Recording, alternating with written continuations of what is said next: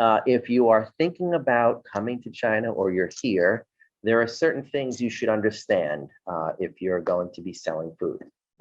When it comes to regulations, because I speak to a lot of companies who are focused on the R&D side, but I always remind them that they really should be mindful of what the regulations are about so that you can sort of align what you're doing at the early phase of R&D with what you'll have to do at the phase where it's in the stores. So these are some of the regulatory questions you should be considering.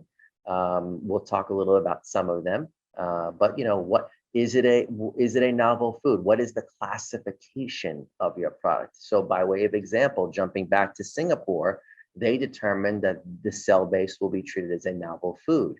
How will China categorize it?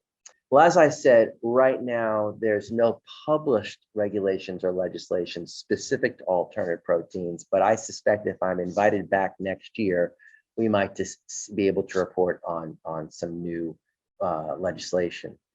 Industry, of course, is active in developing some of those standards, as we've raised some examples here. And again, that typically drives the conversation and leads to the authorities acting in some direction.